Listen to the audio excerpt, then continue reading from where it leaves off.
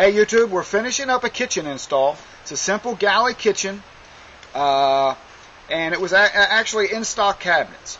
And so we're going to put on some hardware, and I thought this might make a great video because one thing I noticed with a lot of homeowners is this big intrepidation about drilling holes in these brand new cabinets. So I'm going to show you some of the tricks that I've learned over the years to just do a simple install of the hardware.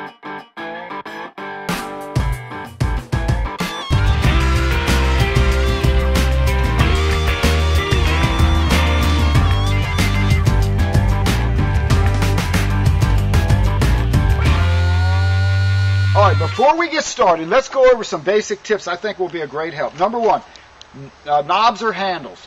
The style of knobs and handles come and go. Here's what I want you to think about. When you put a handle on your door, the screw holes are a certain distance apart. If you ever want to change that handle, you've got to find another handle that you like that has that same dimension. So they're always a problem.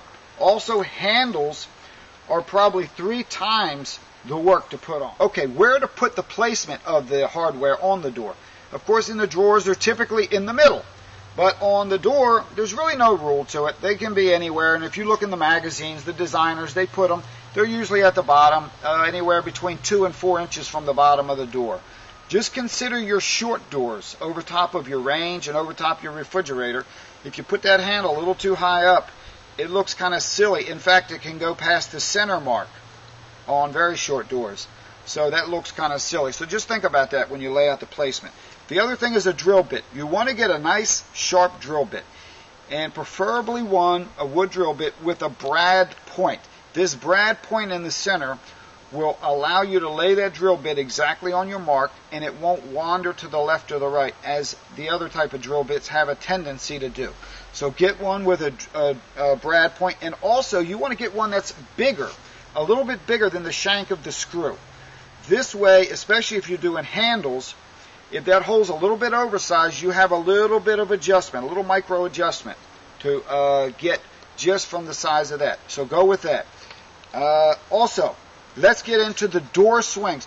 When cabinets come, typically on base cabinets, if it only has one door, say like a cabinet that has a single door, the door can be taken off and turned over either way, unless it's a cathedral door, which they're not all that common today.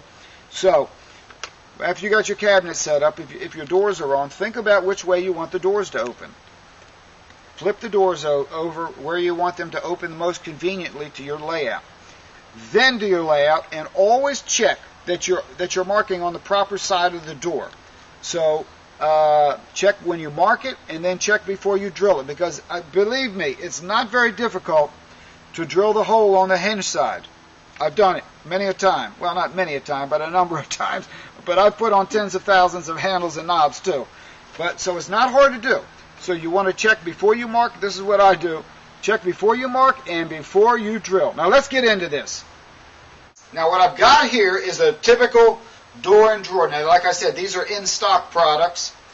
And I'm going to show you pretty quickly just how to do these in a pretty efficient way.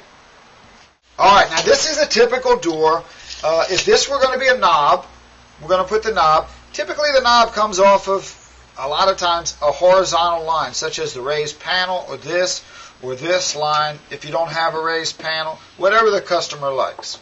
So basically you come up here, you get this measurement, transfer it over, put your mark on the door. Now, of course, we've already located that the hinge is on this side. We're not going to hinge. And I always drill these while the cabinet door is installed, but for demonstration purposes, I've got it here. So once I got my mark, I lay my drill bit right in the middle. I don't typically come around and because you can lay your drill bit in there and see if it's in the middle or not, you know. So, and then I stand it up and I would just drill it out. Simple enough. Let's talk about handles. Handles. This is an in-stock handle off of the shelf of Lowe's.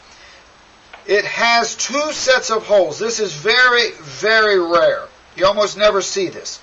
So disregard these outer set of holes. We'll just go with the inset. These are 3 inches apart, these holes. Most handles that you buy are not going to be an even number like 3 inches. They're going to be some kind of oddball number. Again, 3 inches is the most common for cheap handles, but people typically like longer, handles now, and they come in all, these holes will be all, which makes it more difficult to lay out. So what I do is I create a block. My block is the same dimension between the holes, maybe a little bit smaller to allow for the pencil mark. So I get my first one, I lay my block on there. Sometimes I'll go ahead and drill this out. I'll lay this across the hole, halfway across the hole, and then I'll mark up here on the second one. And this prevents me from mismarking and mismeasuring, because it's very easy to do if you've got an oddball. If you've got an oddball size, which almost all of them are really.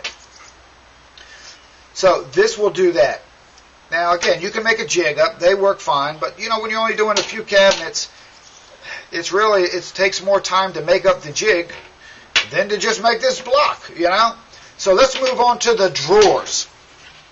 Okay, now when it comes to drawers, it can't get much easier than this. Of course, if you've got a knob, you're going to measure to the center, drill your hole. It's hard to go wrong with that. But again, when you got the handles, you got that spread you got to get in there. So, what I do is I work off the center line. I measure this drawer, which is about, the center is 18 inches. I put a little small tick right there. A little bit higher than halfway up. I put that little half-inch mark, and then I'm back to my block. I locate the center line of this block here, either way, and I put a mark there. And then all I got to do for my drawers is I go around, I put my center line, I put this here, line up the 2 center lines, put a mark, put a pencil mark. And then you can just come back with a tape measure and measure down half the distance. In this case, we got a 5-inch drawer front, 2.5. Come over to my other one, 2.5, and there's my 2 spots to put that. Now, I will mention something else. Sometimes you have a situation where you find your drill bit just wants to wander from, off of your line, off of your mark. And that can be frustrating.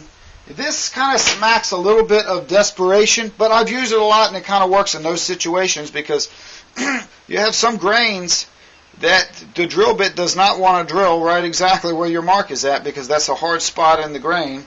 Is you can put a nail, see that, and just hit a little dimple in there. Now your drill bit is not going to walk off of that. All right, now that's going to wrap up this video. I hope it's been a help to anyone who's going to be drilling out some holes. I get a lot of questions about cabinet installations. I don't do very many videos because it's awkward to shoot them out at a customer's house. This particular customer is very cool, and so I thought I would do this little knob drilling video.